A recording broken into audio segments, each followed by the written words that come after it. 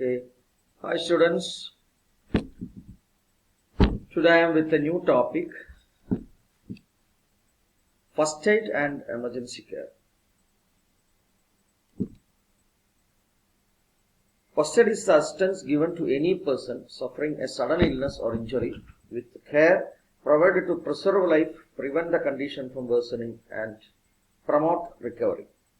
It includes initial intervention in a serious condition prior to professional medical help being available, such as performing CPR while awaiting an ambulance, as well as the complete treatment of minor conditions such as applying plaster to a cut or other such activities.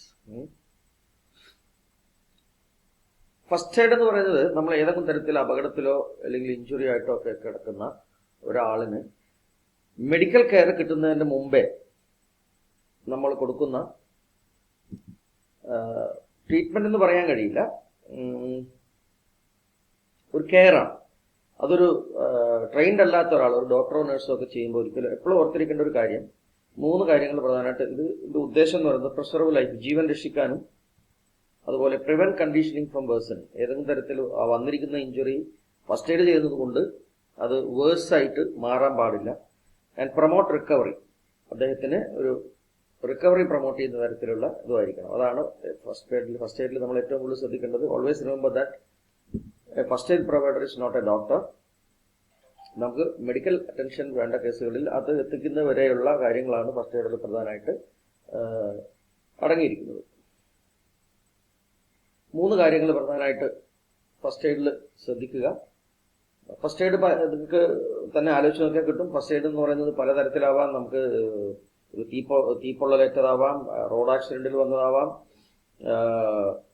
എന്താ പറയാ, ഏതെങ്കിലും തരത്തിലുള്ള heart attack പോലെയുള്ള വന്നിട്ടുള്ള ആൾക്കാർക്കാവാം, shock, എന്തെങ്കിലും collision, വീട്ടിനകത്ത് സംഭവിക്കുന്ന വീഴ്ചകൾ, അങ്ങനെ ഒരുപാട് സന്ദർഭങ്ങളിൽ ചെയ്യേണ്ടി വരും. അപ്പം ഈ 3 കാര്യങ്ങൾ പ്രധാനമായിട്ട് ഡേഞ്ചർ എന്ന് പറയുന്ന ഒരു കാര്യം. Always check the danger to you, any bystanders, and then the injured or ill person. Make sure you do not put yourself in danger when going to the assistance of another person. ഒരാളെ നമ്മൾ first എയ്ഡിന് നമ്മൾ ചെയ്യുമ്പോൾ നമുക്കോ അല്ലെങ്കിൽ അതേപോലെ കൂടെയുള്ള മറ്റുള്ളവർക്കോ അപകടം വരുന്ന കാര്യമാണോ എന്ന് ആദ്യം നോക്കുക. അതിനുശേഷം ഫസ്റ്റ് എയ്ഡിലേക്ക് കടക്കുക. ഇപ്പം ഡ്രോണിങ് അല്ലെ, വെള്ളം കുടിച്ച് മുങ്ങാൻ നിൽക്കുന്ന ഒരാളുടെ നീന്തലറിയാത്ത നിങ്ങൾ വെള്ളത്തെ ചാടി ഫസ്റ്റ് എയ്ഡ് ചെയ്യാൻ പോയി കഴിഞ്ഞ് കഴിഞ്ഞാൽ നിങ്ങളുടെ ജീവനും അപകടത്തിലാവും. അപ്പം അവനവന്റെ കണ്ടീഷൻ നോക്കുക എന്നുള്ളത് വളരെ പ്രധാനപ്പെട്ട ഒരു കാര്യമാണ്.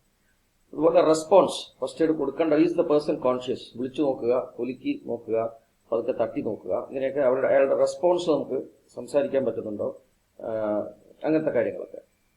Then send for help, call emergency number, don't forget to answer the questions asked by the operator. നിങ്ങൾ എവിടെയാണോ, വിദേശ രാജ്യങ്ങളിലൊക്കെ ആണെങ്കിൽ എമർജൻസി നമ്പർ വിളിച്ചു കഴിഞ്ഞാൽ അപ്പം തന്നെ ആംബുലൻസ് വരുന്ന ഏർപ്പാടൊക്കെ ഉണ്ട്.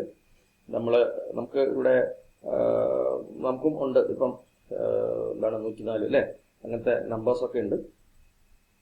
അപ്പോൾ അല്ലെങ്കിൽ തൊട്ടടുത്തുള്ള ഹോസ്പിറ്റലിൽ ആംബുലൻസ് വിളിച്ചു വരുത്താം. അവർ ചോദിക്കുന്ന കാര്യങ്ങൾ കൃത്യമായിട്ട് പറഞ്ഞു കൊടുക്കാനൊക്കെ നമുക്ക് കഴിയുന്നു. അപ്പോൾ ഈ 3 കാര്യങ്ങൾ എപ്പോഴും ശ്രദ്ധിക്കുക. Then principles of first aid, പ്രധാനമായിട്ട് ഒരു 3 പ്രിൻസിപ്പിൾ ഇതിന് പറയുന്നത്. First one is preserve life, ജീവൻ രക്ഷിക്കുക എന്നുള്ളതാണ് ഏറ്റവും ഫസ്റ്റ് പ്രിൻസിപ്പിൾ പറയുന്നത്. The first aim of first aid is to preserve life, which involves the key emergency practices to ensure that the casualty isn't in any mortal danger. Remember, through this includes preserving your own life, as you shouldn't put yourself in danger in order to apply first aid. അപ്പോൾ ജീവൻ രക്ഷിക്കുക എന്നുള്ളത് തന്നെയാണ് first എയ്ഡിന്റെ പ്രാഥമികമായിട്ടുള്ള principle എന്ന് പറയുന്നത്. അത് ശ്രദ്ധിക്കേണ്ടത് ഈ വിക്റ്റിമായിട്ടുള്ള ആളുടെ ജീവൻ അപകടത്തിലാവരുത്, അതേപോലെ ഫസ്റ്റ് എയ്ഡ് ചെയ്യുന്ന ആളുടെ ജീവനും അപകടത്തിലാകാൻ പാടില്ല. അപ്പോൾ ആ ഒരു കാര്യം ശ്രദ്ധിക്കുക. ദെൻ പ്രിവെന്റ് ഡിറ്റീരിയറേഷൻ, ഏതെങ്കിലും തരത്തിലുള്ള ഫർദർ ഹാം വരാതിരിക്കുക. ഇപ്പം ഞാൻ പറയും, ഇപ്പം ഫോർ എക്സാമ്പിൾ നമ്മളൊരു കൈയൊടിഞ്ഞ ആളിനെ ഫസ്റ്റ് എയ്ഡ് ചെയ്യുകയാണെങ്കിൽ നിങ്ങളത് ചിലപ്പം കുറച്ച് എന്താ പറയുക, കമ്മ്യൂണിറ്റഡ് ഫ്രാക്ചറൊക്കെ വന്നിട്ട് എല്ലുകളൊക്കെ ഇങ്ങനെ അങ്ങോട്ടും ഇങ്ങോട്ടും നീങ്ങിക്കിടക്കുന്നത്, അത് പിടിച്ച് നേരെ ഇടാനൊക്കെ നിങ്ങൾ ശ്രമിച്ചു കഴിഞ്ഞാൽ ഒരു ഫർദർ ഹാം ആയിട്ട് മാറാനുള്ള എല്ലാ സാധ്യതയുണ്ട്. അപ്പം അത്തരം കാര്യങ്ങളൊന്നും നമ്മൾ ചെയ്യാണ്ടിരിക്കുന്നത്. Once we have follow all the steps associated with the first principle, your next priority is to prevent deterioration of the injured person's condition, keeping a casualty still to avoid aggravating their injury or from complicating any unseen issues is crucial. This helps to prevent further injuries, and clearing the area of any immediate danger will help you to do so.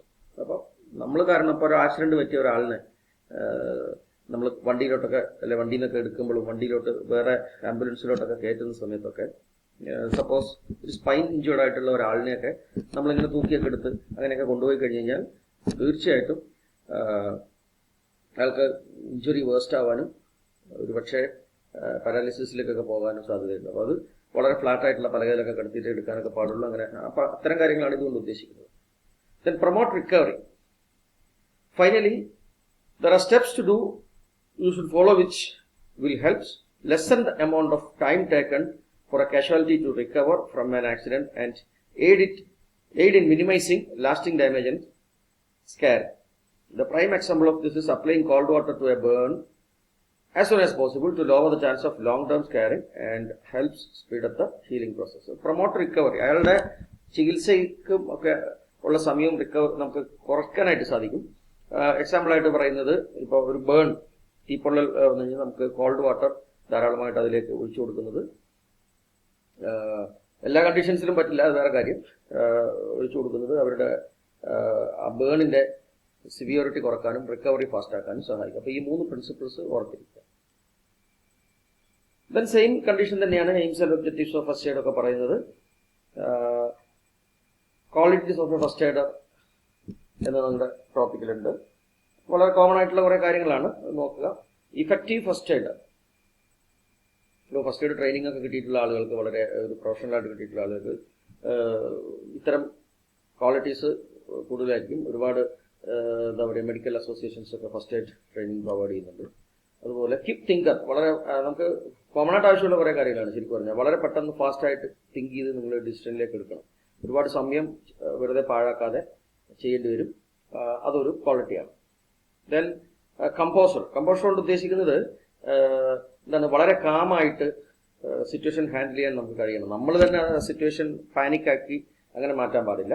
അപ്പം വിക്ടിമിനെ ഒന്ന് reassure ചെയ്യുക. അതായത് കുഴപ്പമില്ല, ഇപ്പോൾ വണ്ടി വിളിച്ചിട്ടുണ്ട്, ഇപ്പോൾ വരും, നിങ്ങൾക്ക് വലിയ പരിക്കൊന്നുമില്ല, അല്ലെങ്കിൽ ആ രീതിയിലൊക്കെ പറഞ്ഞ് അയാളെ ഒന്ന് റീഅഷ്യൂർ ചെയ്ത് കൊണ്ടുവരിക. അത് നമ്മൾ ബേജാറായി കഴിഞ്ഞാൽ അല്ലെങ്കിൽ നമ്മൾ പാനിക് ആയി കഴിഞ്ഞാൽ ഇതൊന്നും ചെയ്യാൻ പറ്റില്ല. നമ്മൾ കൂടുതൽ സിറ്റുവേഷൻ വേസ്റ്റ് ആക്കും. അപ്പോൾ അതുകൊണ്ടാണ് കമ്പോസർ കൊണ്ട് ഉദ്ദേശിക്കുന്നത്. ഡിസിഷൻ മേക്കർ, വളരെ പെട്ടെന്ന് തന്നെ നിങ്ങൾ തീരുമാനങ്ങൾ എടുക്കുക. എവിടെ പോകണം, ഏത് ഹോസ്പിറ്റലിൽ കൊണ്ടുപോകണം, എന്ത് വണ്ടി വിളിക്കണം, അങ്ങനെയുള്ള കാര്യങ്ങൾക്കൊക്കെ വളരെ പെട്ടെന്ന് തീരുമാനങ്ങൾ എടുക്കുക. ദെൻ റിസോഴ്സ്ഫുൾ, എപ്പോഴും നമ്മൾ റിസോഴ്സ്ഫുൾ ആയിരിക്കണം. എന്ന് വെച്ച് കഴിഞ്ഞാൽ ഒരു ഫസ്റ്റ് എയ്ഡർ കയ്യിൽ ആവശ്യമുള്ള നമ്പറുകൾ, പെട്ടെന്ന് തന്നെ ആളുകളെ ബന്ധപ്പെടാനുള്ള അവസരങ്ങൾ, വണ്ടികൾ പെട്ടെന്ന് എത്തിക്കാനുള്ള, ആംബുലൻസുകളൊക്കെ എത്തിക്കാനുള്ള അത്തരം റിസോഴ്സുകളൊക്കെ നമുക്ക് കുറേ ഹോസ്പിറ്റൽസിന്റെ നമ്പേഴ്സ്, എമർജൻസി ഈ കെയറിൽ പെട്ടെന്ന് കിട്ടാവുന്ന എവിടെയാണെന്നൊക്കെ ഉള്ള അറിവുകൾ, അത്തരം ഇതുകൊണ്ടാണ് റിസോഴ്സ്ഫുൾനെസ് കൊണ്ട് ഉദ്ദേശിക്കുന്നത്. പിന്നെ സ്വാഭാവികമായിട്ടും ലീഡർഷിപ്പ് സ്കിൽസ്, ഒരുപാട് ആളുകൾ ഉണ്ടാവുക, ചിലപ്പോൾ ആക്സിഡന്റ് നടന്ന സ്ഥലങ്ങളിലൊക്കെ കൂടി, അപ്പോൾ ആ ക്രൗഡിനെയൊക്കെ നമുക്ക് മാറ്റി നിർത്തി പെട്ടെന്ന് തന്നെ ആവശ്യമുള്ള കാര്യങ്ങളിലേക്ക് ചെയ്യാനുള്ള അത്തരം ക്വാളിറ്റീസ്. ദെൻ സിമ്പത്തറ്റിക് ആൻഡ് റിയഷ്വറിങ്, എപ്പോഴും വിക്ടിമിനോട് നമ്മൾ വളരെ സിമ്പത്തറ്റിക് ആയിട്ട് പെരുമാറുകയും അയാളെ റിയഷ്വർ ചെയ്യുന്ന, അതായത് അയാൾക്ക് ആശ്വാസം പകരുന്ന രീതിയിലുള്ള കാര്യങ്ങൾ നടക്കണം. കോൺഫിഡൻസ് ആൻഡ് പെർസോർവൻസ് ആണ് പറയുന്നത്. നല്ല കോൺഫിഡൻ്റ് ആയിട്ട് നമ്മൾ ചെയ്യുന്ന കാര്യങ്ങളിൽ ഒരു ഫെയ്ത്ത് നമുക്കുണ്ടാവണം. എന്ത് അസിസ്റ്റൻസ് കൊടുക്കുമ്പോഴും നമ്മൾ കോൺഫിഡൻസോടുകൂടി ചെയ്യുക എന്നുള്ളതാണ് ഇതിൽ പറയുന്നത്. അതൊക്കെ ജനറൽ ആയിട്ടുള്ള കാര്യങ്ങളാണ്. Then comes first aid management for common injuries. നമുക്ക് സ്പോർട്സ് ചെയ്യുമ്പോഴോ അല്ലെങ്കിൽ എന്തെങ്കിലും തരത്തിലുള്ള ഡേ ടു ഡേ ആക്ടിവിറ്റീസിൽ വരാവുന്ന കുറച്ച് ഇഞ്ചുറീസ്, ഒരു 3-4 ഇഞ്ചുറീസ് ആണ് നിങ്ങളുടെ സിലബസിലുള്ളത്. അപ്പോൾ അതിൽ പറഞ്ഞു പോകാം. Sprain are stretching or tearing injuries to ligaments and are classified from minor, moderate and severe. They are typically caused by compression or twisting or torsion mechanism. In minor sprain, some of the ligaments fiber will be stretched and few may be torn. Sprain എന്ന് പറയുന്നത് എപ്പോഴും ഒരു joint injury ആയിരിക്കും. നമുക്ക് പലതരത്തിലുള്ള joints ടിപ്പിക്കലായിട്ട് നമുക്ക് പറയാൻ പറ്റുക കാലിന്റെ ആംഗിൾ, നിങ്ങളെല്ലാം കണ്ടിട്ടുണ്ട്, കാലിന്റെ ആംഗിൾ ഇങ്ങനെ ട്വിസ്റ്റ് ആയി പോകുന്നു. അപ്പൊ അത് മൈനർ, മോഡറേറ്റ് ആൻഡ് സിവിയർ എന്നോ first degree, second degree, third degree എന്നൊക്കെ പറയുന്ന കാര്യങ്ങളിലുണ്ട്. അപ്പൊ മൈനറൊക്കെ ആണെങ്കിൽ ചെറുതായിട്ടൊന്ന് ട്വിസ്റ്റ് ആയിട്ടുണ്ടല്ലോ, പക്ഷെ കുറച്ച് നീരൊക്കെ വരും, ലിഗമെന്റ് അത് സ്ട്രെച്ച് ആയി പോയിട്ടുണ്ടാവും. അപ്പൊ മോഡറേറ്റ് സിവിയർ കേസിലൊക്കെ എന്ന് പറയുന്നത് പൂർണ്ണമായിട്ട് ട്വിസ്റ്റ് ആയി പോവുകയും അവിടെ ബോൺ ടു ബോൺ എന്ന് പറയുന്ന അതിനെ ബന്ധിപ്പിച്ചിരിക്കുന്ന ലിഗമെന്റ്സ് ഒക്കെ കട്ടായി പോകുന്ന ഒക്കെ അവസ്ഥയിലൊക്കെയാണ്. അപ്പോൾ അതൊക്കെ റിക്കവറിക്ക് ഒരുപാട് സമയം എടുക്കും. അതുപോലെ കാര്യം. ഇതിന്റെ പ്രധാനപ്പെട്ട ഫസ്റ്റ് എയ്ഡ് ട്രീറ്റ്മെന്റ് എന്ന് പറയുന്നത് എളുപ്പത്തിന് വേണ്ടി റൈസ് എന്നാണ് ഇതിന് പറയുക. R stands for rust, and I stands for ice, and C stands for compression, E for elevation. ഇത്രയും കാര്യങ്ങളാണ് ഒരു 48 മണിക്കൂർ നേരത്തേക്ക് നമുക്ക് സ്പ്രെയിൻ എന്ന് ചെയ്യാൻ പറ്റുക. അതിനുശേഷം നമ്മൾ ഫസ്റ്റ് എയ്ഡ് കൊടുത്തതിന് ശേഷം ഹോസ്പിറ്റലിൽ കൊണ്ടുപോകുന്നത്. റസ്റ്റ്, എവിടെയാണ് പറ്റിയിരിക്കുന്ന ഇഞ്ചുറി പറ്റിയിരിക്കുന്ന പാർട്ട്, അത് ആ ഭാഗം പൂർണ്ണമായിട്ടും റെസ്റ്റ് കൊടുക്കുക. അപ്പം നടക്കാനോ അല്ലെങ്കിൽ അങ്ങനെയൊന്നും ചെയ്യാൻ പാടില്ല.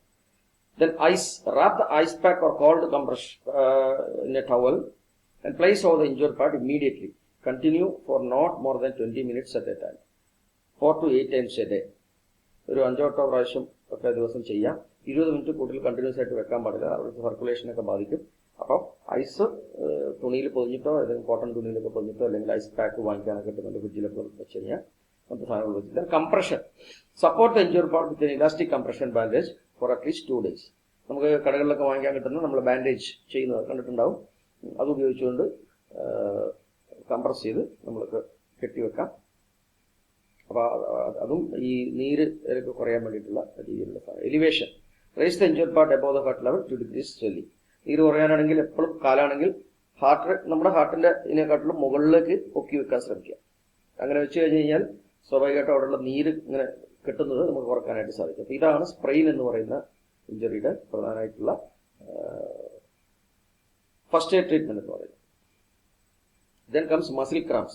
Muscle cramps is a sudden involuntary contraction of muscle that may feel extremely painful.